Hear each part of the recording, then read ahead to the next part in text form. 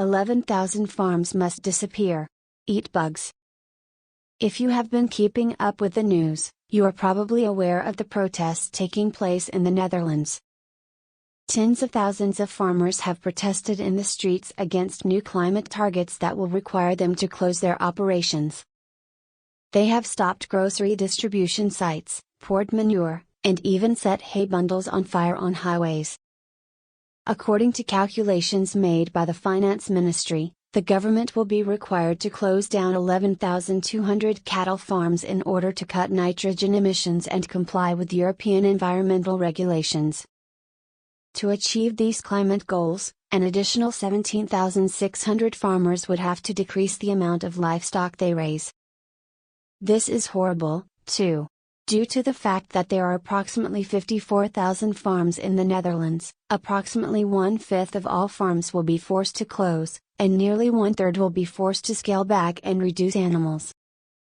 This means that in order to achieve government climate targets, tens of thousands of farmers will lose their means of subsistence.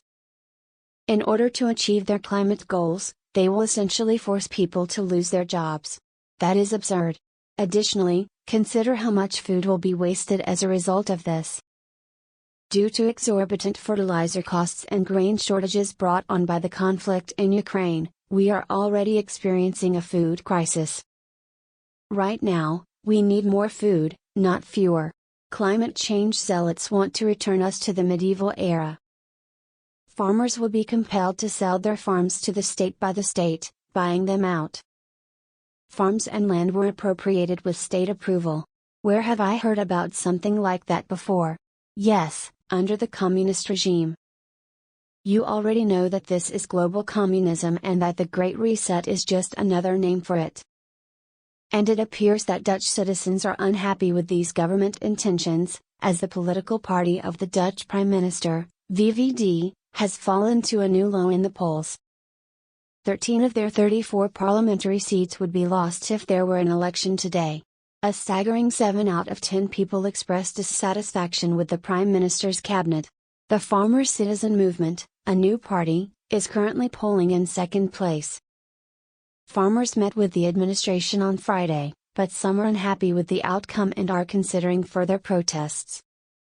One farmers group, which claims to speak for 95% of agriculture, has promised the toughest demonstrations ever.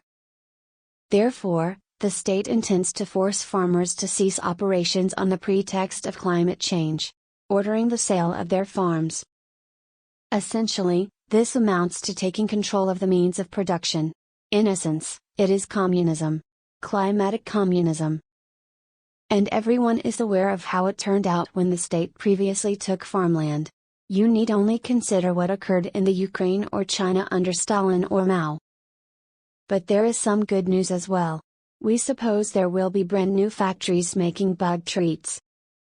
Or perhaps more sustainable supermarkets will open up like Picnic in the Netherlands, which received investments totaling €600 million, the majority of which came from the Bill and Melinda Gates Foundation.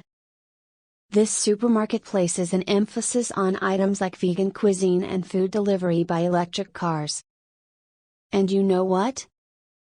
A Dutch minister who has been involved with these new nitrogen laws is related to a billionaire investor and former director of Picnic. Thanks for watching. Please consider subscribing to the channel.